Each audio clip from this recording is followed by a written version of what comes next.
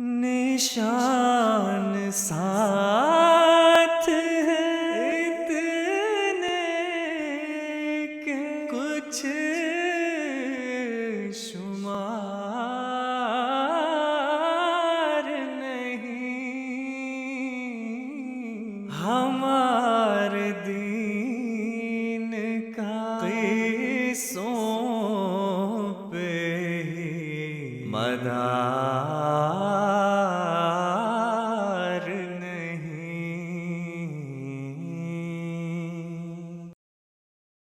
I am Hamida Omoyele Abdusalam. I'm a born Ahmadi. I am a doctor, an obstetrician gynecologist. And this is my testimony of the existence of Almighty Allah. Some years after I finished medical school, I set up a community health facility for my neighborhood on the instance of my husband and my family. We started this clinic so as to provide healthcare for members of the neighborhood and the community. And so this little hospital was like just a stone throw from my house.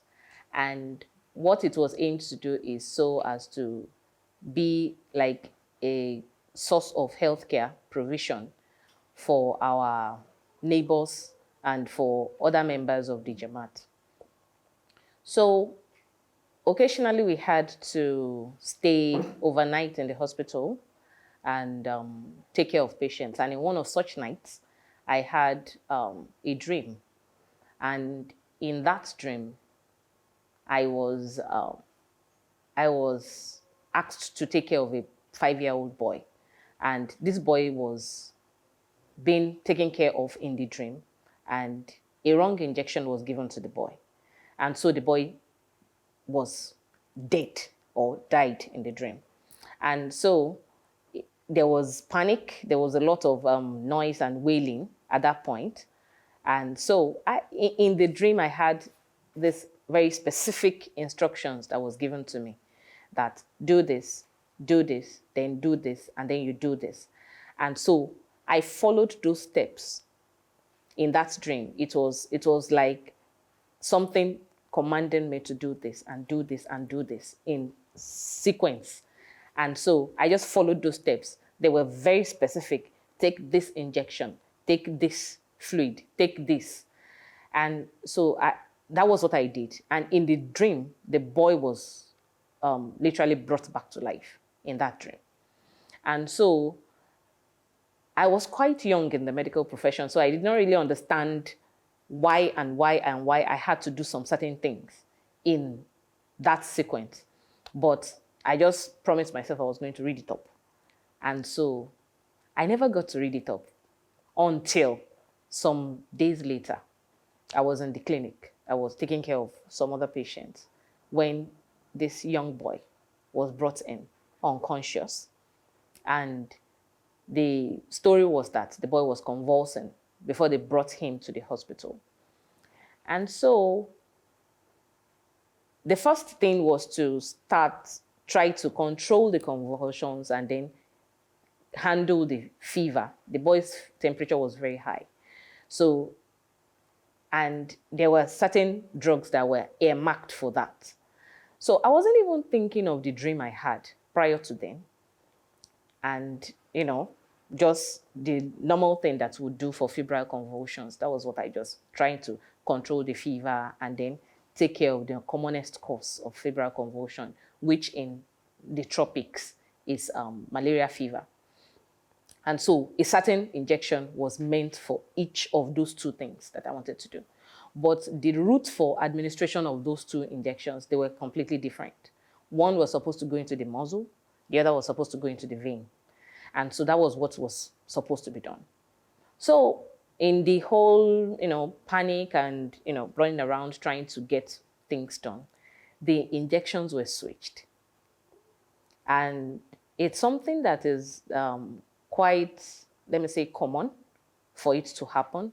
But most times there's a correction somewhere along the line.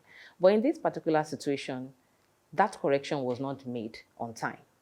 And so the injection that was supposed to be given into the muscle was given into the vein. And almost immediately, the effect that was shown was that the boy's heart beat suddenly got stopped.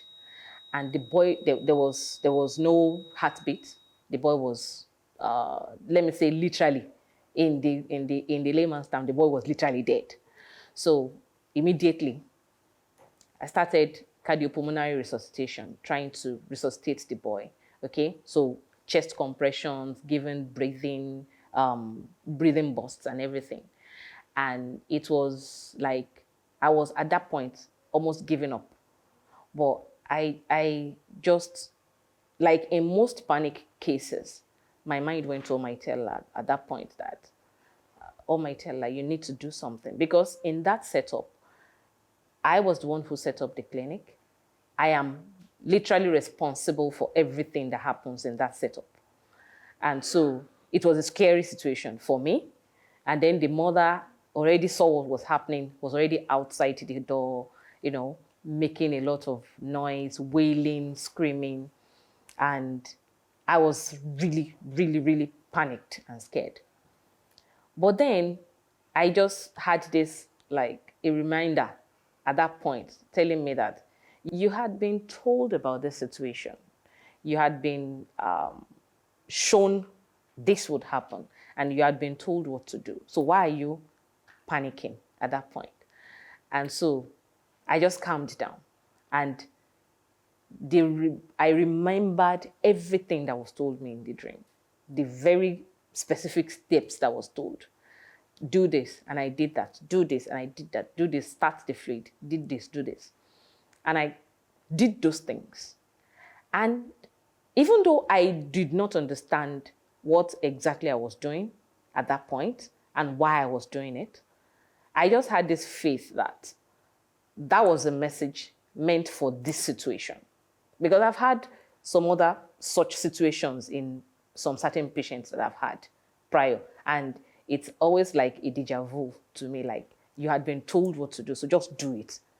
So it was not a matter of what I knew at that point. It was not a matter of my experience or my I was quite young in the profession.